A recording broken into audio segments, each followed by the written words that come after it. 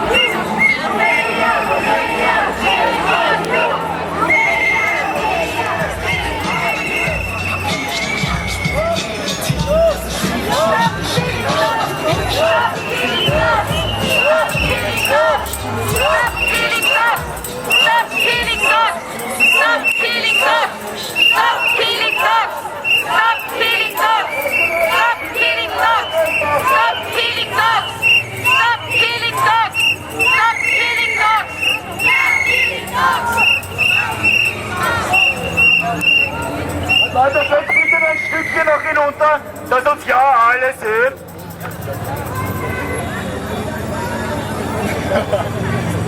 Geh lieber hinter dir vorbei.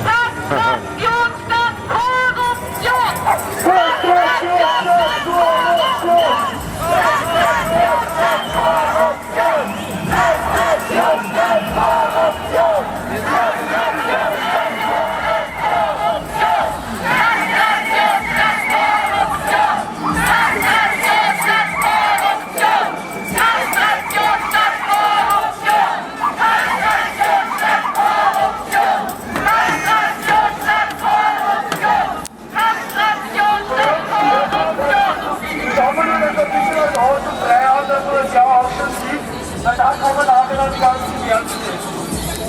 Das wird auch einfach alle ein bisschen ausschließen. Super, danke. Weitermachen.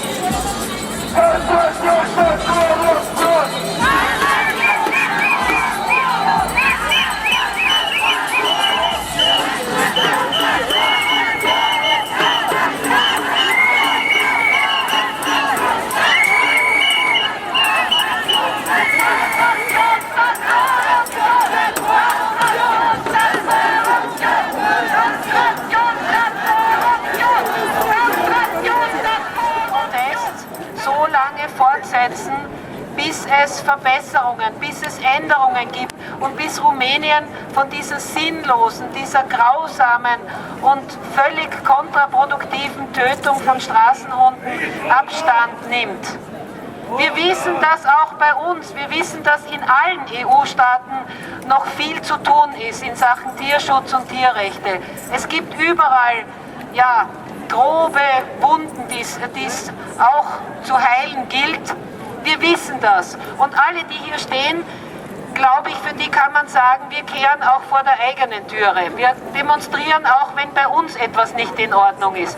Aber dieses sinnlose, grausame Massaker, das ist schon etwas, das wirklich jeden Rahmen sprengt. Dieses Massaker darf nicht stattfinden, darf nicht fortgeführt werden.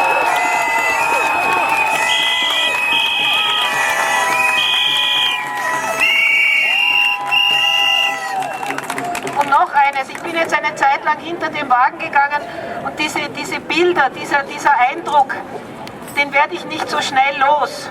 Ich weiß es ja auch, dass es passiert. Es gibt immer noch welche, die das leugnen, aber ich denke auch an die Kinder in Rumänien, an die Menschen in Rumänien. Was ist mit Kindern, die so aufwachsen? Ich weiß, wenn meine Kinder, wie sie klein waren, am Straßenrand ein totes Tier gesehen haben oder ein Tier, das humpelt, das verletzt ist, sie haben immer geweint und haben gesagt, Mama, können wir irgendetwas tun? Zumindest das Tier von der Straße wegräumen, begraben oder eben ein Tier, das krank ist, heilen, zu einem Tierarzt bringen, zu einer Tierärztin. Und wenn Kinder, ich habe das gesehen hier auf den Fotos, wenn die am Straßenrand stehen und am Boden liegen die blutigen Hunde, die Hunde, denen die Augen herauskommen und die Kinder lachen, dann rinnt es mir kalt den Rücken runter. Denn ich weiß, dass diese Kinder eine schlechte Zukunft haben. Wenn der Respekt vor dem Leben nicht unteilbar ist, dann fürchte ich um diese Kinder. Und auch für die Menschen müssen wir demonstrieren, denn wir müssen erreichen, dass die ganze EU, dass alle EU-Länder, auch dort, wo noch Armut herrscht, dass die sich der Ehrfurcht vor dem Leben besinnen.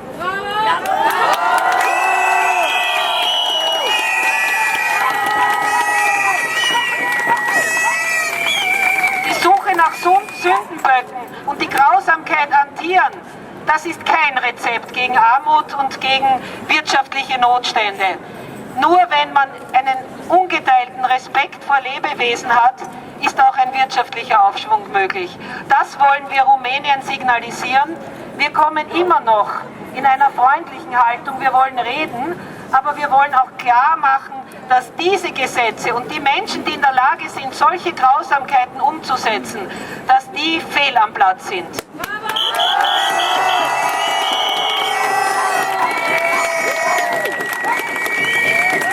Ich hoffe, dass es nicht notwendig ist, auch zu wirtschaftlichen Boykottmaßnahmen zu schreiten, aber ich denke, die Zahl der Tierschützerinnen und Tierschützer auf der ganzen Welt nimmt ständig zu. Und wenn wir alle uns zusammentun bei der Planung unserer Urlaubsreisen, beim Einkauf, dann ist das durchaus auch eine Marktmacht. Leider ist es so, dass nur diese Sprache verstanden wird. Wir wollen mit der Sprache des Herzens sprechen, aber wir sagen ganz laut, lasst diese Hunde leben!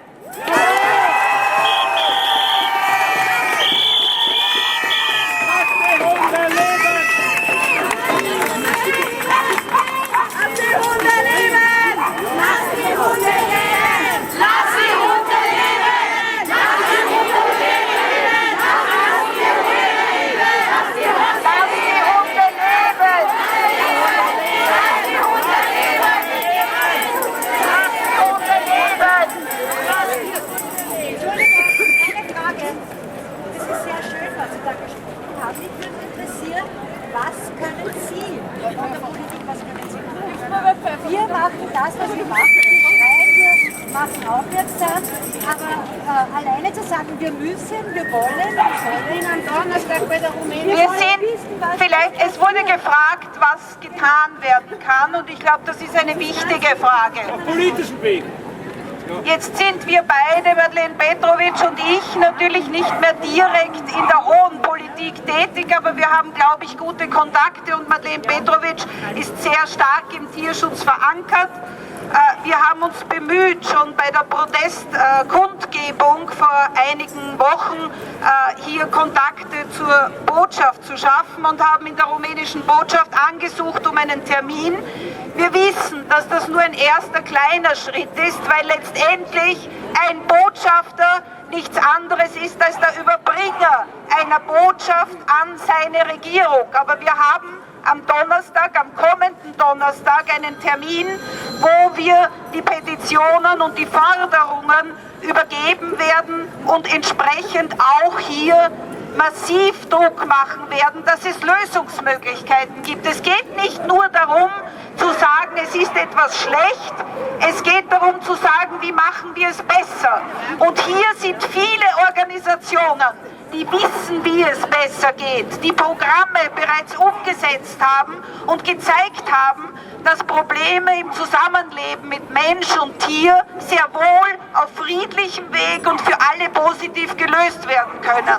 Das ist einer der Schritte. Der zweite Schritt ist, dass ich am Montag mit einem hochrangigen Beamten des Außenministeriums einen Termin habe, um zu versuchen, eine Protestpetition der österreichischen Bundesregierung innerhalb der EU bekannt zu geben. Ich kann das nicht versprechen, aber ich glaube, wir müssen so etwas versuchen. Es geht hier nicht darum, die EU zu verdammen. Ich glaube nicht, dass das der richtige Weg ist, weil solange wir innerhalb der EU Druck machen können, dann ist es auch so, dass wir letztendlich Veränderungen durchsetzen können. Es geht aber darum, dass Gelder, die in der EU zur Verfügung gestellt werden, um Tierschutzaktionen zu fördern, zum Beispiel Kastrationsprogramme, auch zu den richtigen Stellen gelangen müssen. Und wir haben den Verdacht, dass diese Gelder in Rumänien nicht zu den richtigen Stellen gekommen ist. Und das ist etwas, das hat die EU zu kontrollieren und das hat auch geahndet zu werden.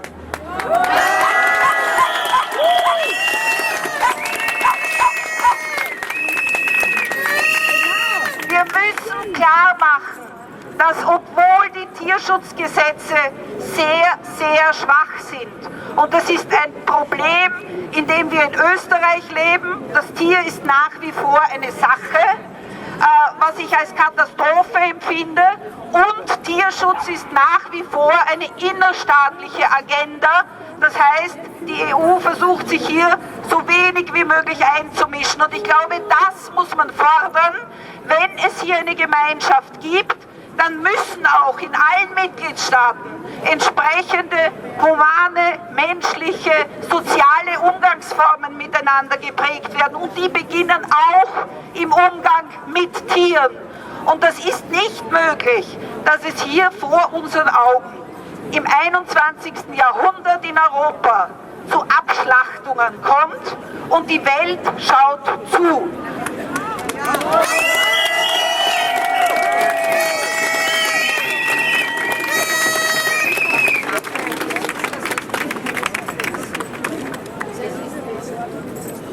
Naja,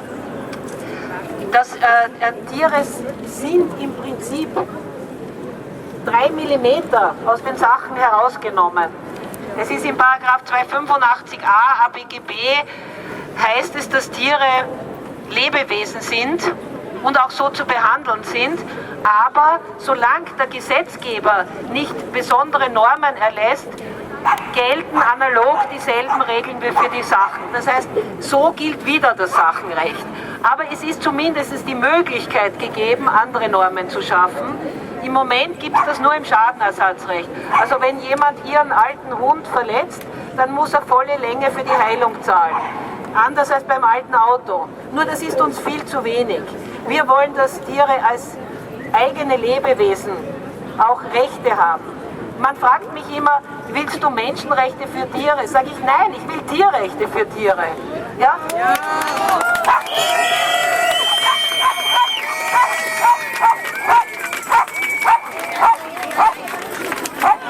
Aber ich sage, wir sind so stark, wie ihr auch Druck macht. Wenn wir irgendwo hingehen, dann treffen wir auch durchaus auf gutwillige Menschen.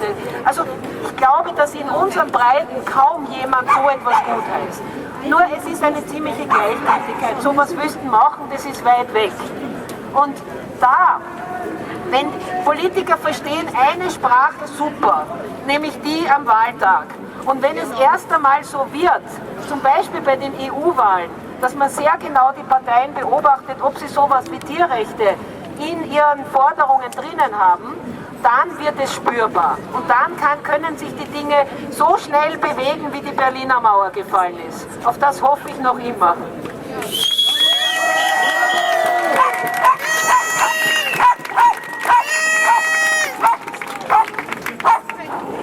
Ich möchte aber ganz besonders auch den Organisatoren danken, weil sie dürfen eins nicht vergessen. Vielen, vielen Dank.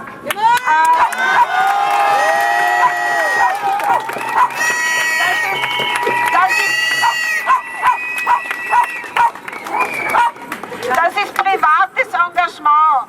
Das ist das, was wir uns erwarten. Das ist Mitbestimmung, das ist Bürgerbereitschaft, etwas zu tun und Probleme auch wirklich aufzuzeigen. Und dafür bedanke ich mich ganz vielmals, dass ich mitgehen darf bei etwas, was so großartig organisiert ist. Und ich bedanke mich auch, weil das ist unser Asset, was wir haben.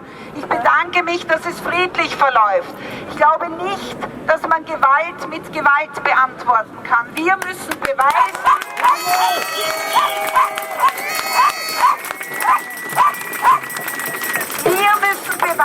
dass wir keine Gewalt wollen. Weder gegen Tiere noch gegen Menschen. Und wir bemühen uns derzeit auch, den Verantwortlichen in Rumänien klarzumachen, dass sie letztendlich Gewalt zwischen Brüdern hervorrufen, weil es gibt viele Menschen in Bukarest, die bereits für diese Tiere auch verletzt werden. Da verletzt der Bruder den Bruder, weil ein wahnsinniges Gesetz erlassen worden ist. Und das halten wir für unglaublich. Das ist das, was man aufzeigen muss. Hier besteht Gefahr. Und wir müssen genau dort hineinstoßen. Und das werden wir nächste Woche, Montag, Donnerstag tun und alle auch entsprechend am Laufenden halten. Ich glaube, nur die Proteste müssen weitergehen und es muss sichtbar sein.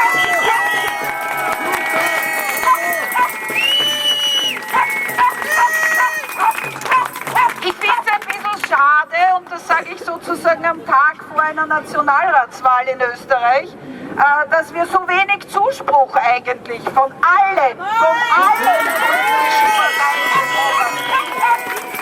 Und ich finde es auch erstaunlich, dass normalerweise alle Medien über alles berichten, nur wenn es um Tierschutz geht, wird es ein bisschen sensibler.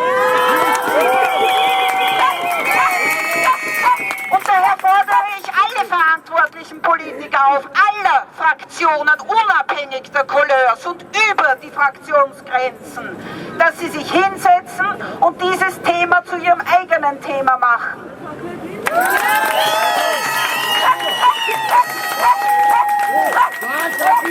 Und es täte den Medien vielleicht einmal gut, wenn sie sich um ein Thema auch entsprechend annehmen, denn wir alle wissen, dass da viel mehr auf der politischen Ebene dahinter steckt, als einfach nur das Abschlachten von Straßenhunden. Das wäre Aufdeckerjournalismus. Damen heute auf der Maria-Hilfer-Straße angesprochen, kennengelernt. Die stehen da drüben, sind beide aus Rumänien, und ich glaube, sie sind dann mitgegangen, und ich glaube, sie möchten ein paar Worte nämlich auch sagen. Ja. Kommen Sie? Mir ist es ganz wichtig, dass ihr jetzt zuhört. Es gibt auch Rumänen, die absolut hinter diesen Tieren stehen, und die sind in Gold aufzuwiegen.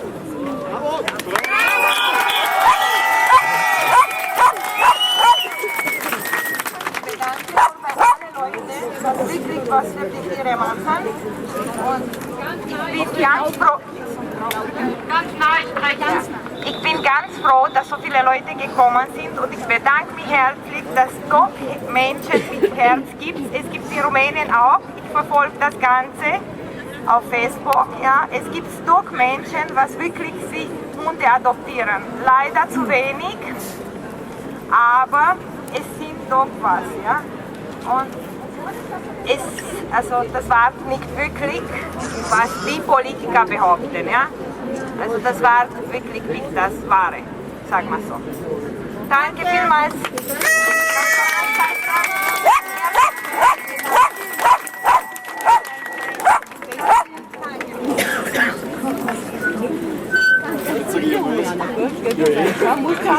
Ja, richtig. So, jetzt kommt mal wieder der große Redner.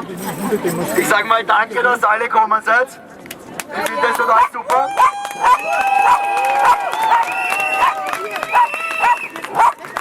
Toll, dass viele Organisationen mitgekommen sind. Und jetzt wollen wir euch noch einen Presseartikel vorlesen von Die Presse.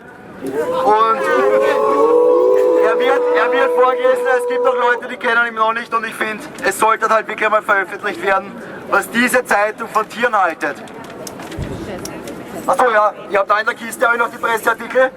Ihr könnt euch alle rausnehmen, dann könnt ihr auch mitlesen, falls ihr es nicht so gut versteht. Danke.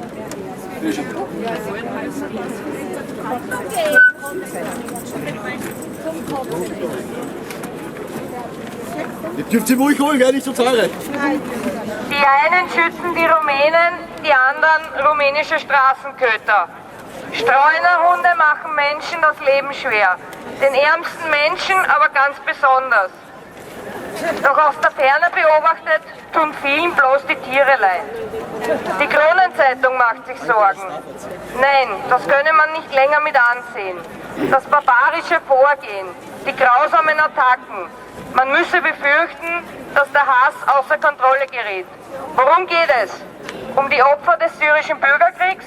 Um Menschen im Kongo? Oder um Angehörige der Roma-Minderheiten in Rumänien? Ausgegrenzt, drangsaliert, in steter Angst davor, Opfer von Hassattacken zu werden? Ja, um Rumänien geht es. Aber nicht um Menschen, sondern um Tiere. Genauer gesagt, um Hunde. Um deren Wohlergehen bangt nicht nur die Krone, sondern auch die FPÖ, Tierschutzorganisationen, Demonstranten in München am Freitag, Wien heute und Berlin Montag, sowie Brigitte Bardot. Es drohten Abschlachtungen, Massaker unvorstellbaren Ausmaßes, Nazi-Methoden. Es klingt wie vor 2 Jahren, als die Krone Tierecke gegen einen angeblichen Massenmord an Hunden in der Ukraine mobilisierte, illustriert mit grauslichen, aber gefälschten Fotos.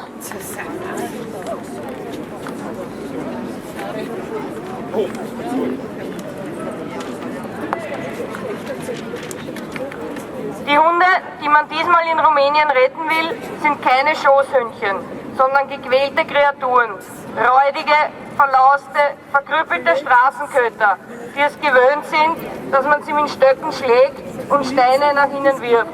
Zehntausende solcher Hunde streunen durch die Straßen von Bukarest.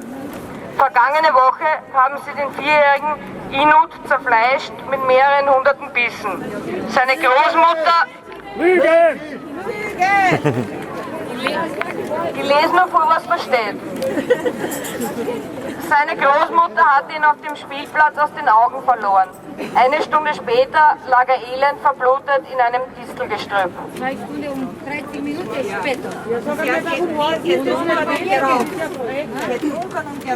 Was veröffentlicht worden ist. Unter dem Eindruck dieses Unglücks erließ das rumänische Parlament ein Gesetz, das die Tötung von Straßenkötern erlaubt. Tierheime müssen sie nur noch 14 Tage lang durchfüttern. Wenn sich bis dahin kein Abnehmer findet, dürfen sie künftig eingeschläfert werden. Die Streuner von Bukarest können selbstverständlich nichts dafür. Sie sind Produkt der Geschichte ihres Landes, Indikatoren für dessen soziale Verwerfungen. Dass es sie überhaupt gibt, hat mit Diktator Nicolae Ceausescu und dessen Allmachtsfantasien zu tun. Er ließ die Altstadt von Bukarest niederreißen, wo es kleine Gärten samt Haustieren gab. Die Menschen wurden in Plattenbauten zwangsumgesiedelt, die Hunde blieben und vermehrten sich, allen Sterilisierungskampagnen zum Trotz. Nach der Wende, als die öffentliche Ordnung zerfiel, übernahmen die Hunde die Herrschaft über die Chaoszonen und über die Nacht.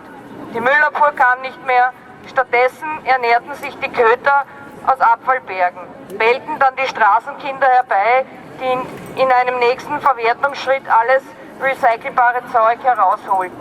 Dann erst kamen die Ratten. Jene Menschen, die wie arme Hunde leben, sind wirklichen Hunden stets am unmittelbarsten ausgesetzt. Menschen ohne schützende Mauern, ohne versperrbare Türen, obdachlose Straßenkinder, Junkies, Roma ohne Fließwasser, die sich am Dorfrand waschen gehen. Wo Hunderudel streunen, leben sie in steter Angst vor ihren Bissen, ihren Flöhen, Würmern, ihrer Tollwut, ihrem Dreck. Wer billige Emotionen schüren will, kann das alles natürlich ausblenden, sich aus sicherer Entfernung zum Tierschützer aufspielen. Oder aber man schaut genauer hin. Es ist ein Zeichen von ganz schlechtem Journalismus, wenn man Artikel schreibt, die nicht recherchiert sind. Meier von Hohenzollern, die sich in allen Situationen für Tiere einsetzt, die immer und meistens vor Ort ist, die immer direkt berichtet, die neben sich Kameras laufen hat, wo man sieht, dass die Dinge real sind, die sie eben erlebt.